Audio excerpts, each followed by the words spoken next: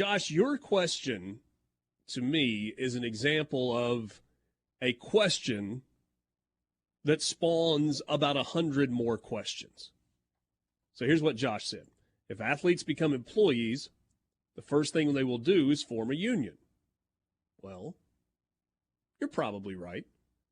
Every professional sports league has a players' union. You've got the Major League Baseball Players' Union. You've got the NFL Players' Union, the NBA Players' Union. And we are conditioned, especially in a right-to-work state like Mississippi, to be like, oh, unions.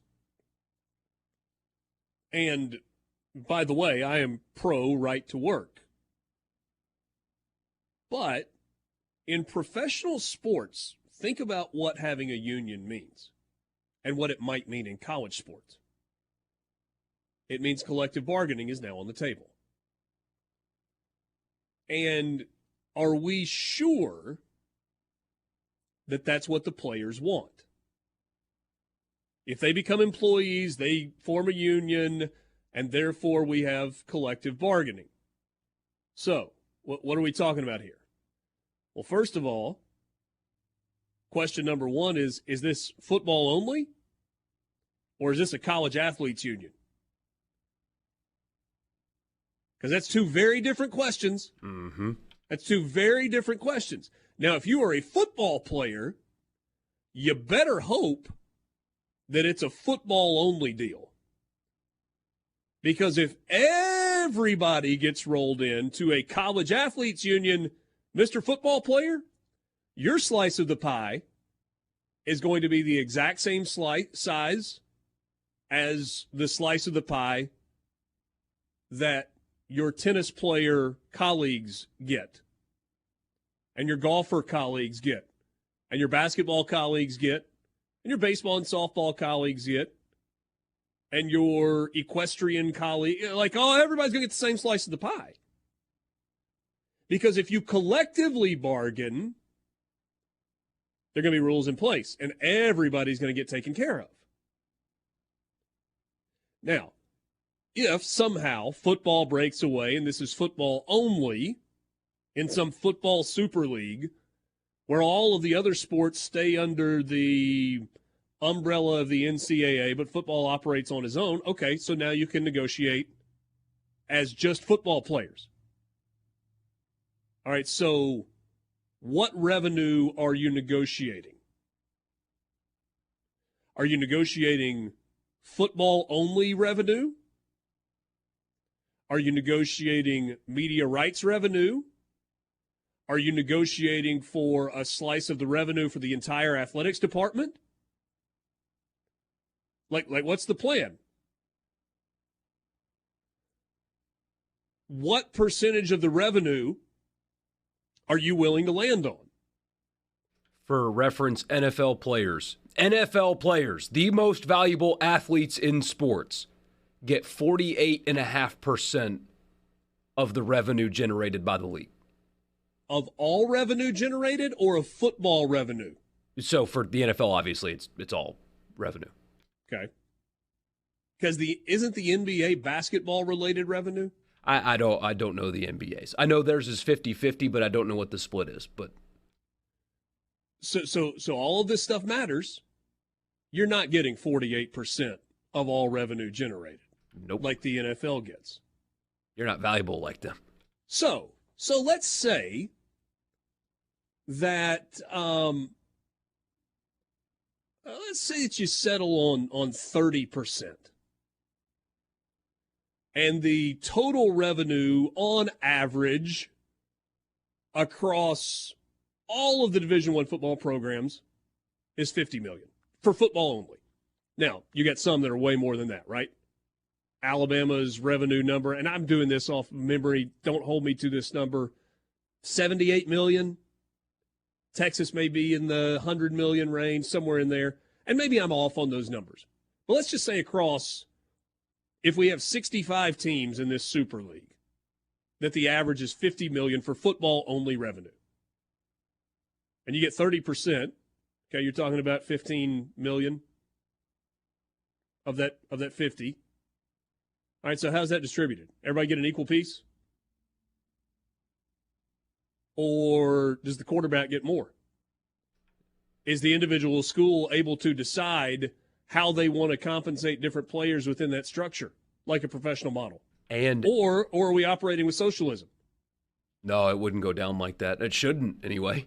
At least I don't think so. But in that scenario, because you would collectively bargain, what would have to happen to do it right is the numbers would be public. We know how much Dak Prescott makes and Josh Allen and Patrick Mahomes. Right. Every player on every NFL roster, you can punch it into the Google machine and figure out to the dollar what they are making. All right, so we get a message from a listener, longtime listener, who says, I'm in a union. You're paid by your title. Unfortunately, all that share your title make the same amount regardless of work ethic. Okay, so does that mean we're going to settle on dollar amounts based on position? Do it. So the quarterback is worth $2 million, period.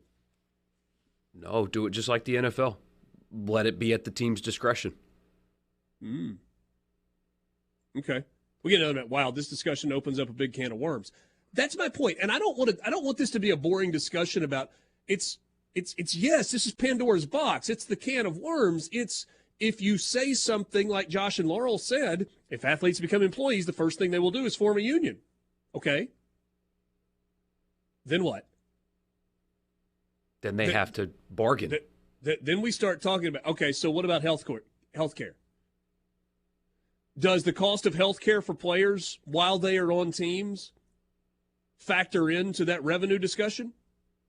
If that 30% of revenue that is going to players has to cover everything that they get, does their health care come out of that 30%? All right, well, all of a sudden, $15 million is not as big a number as it was just a second ago.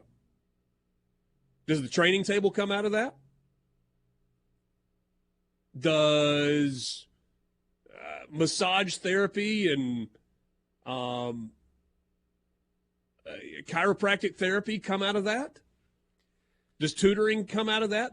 So are all of the expenses that are currently being paid by athletics departments, all of that's on the table? Yeah, and your point's a good one.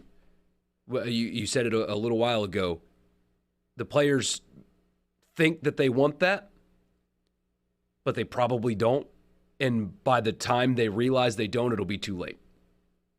Because NFL players have to, and again, they're so much more valuable than college players. I mean, the NFL generates billions of dollars a year in revenue. Patrick Mahomes, I mean, you guys know this. NFL players are far more valuable. They have to concede things all the time in their negotiations. They make concessions all the time. They didn't want the 17th game. They did not want to play another game. But they had to. Why did they have to? Because they had to concede in negotiations. Mm-hmm. So the college players... And you know who always wins, by the way? The money? The man. The controller man of the money? Always wins. The owner. It may be protracted. It may be disappointing. You're going to have a strike during college football season. You're going to have holdouts. And there are all kinds of problems if we go down this road. I'm not saying we can't go down it, and I'm not saying it won't get fixed. But if we go down this road, these are the things that the parts of professional sports that we don't like get introduced into college sports. But that is how you get control back, though. That's how you get, I mean, college athletes are adults. They can vote. A lot of them can consume alcohol. They could go serve in the military. They're adults. They are legal adults. They have not been told no since when? It's been a minute. Everything that college athletes want, they get. Everything. Maybe it's time for them to get told no once or twice. But the only way to do that, I think the only way to do that is going down this road. And you can get the portal back under control. And you don't have to... scholarships. If I were a college football player not at Alabama, I would fight to keep a scholarship. If I'm at Tulane, if I'm the representative from Tulane, How about Stanford? How about Duke? Yeah. How about Vanderbilt? Hey, guys, no, hold on. I want to keep my scholarship. I'm not Ohio State's quarterback. I'm not getting $1 million. I'm getting nothing. I'm just happy to be here. Don't you dare take my scholarship from me. There's a lot more of those guys than the Ohio State quarterbacks. You know what? This is the part that nobody wants to admit, but that scholarship still has value. A lot of You it. get that diploma after playing football at, State University. Fill in the state. You are more hireable. You have skills. You have been part of a team. You have name recognition. All of that stuff matters in the real world.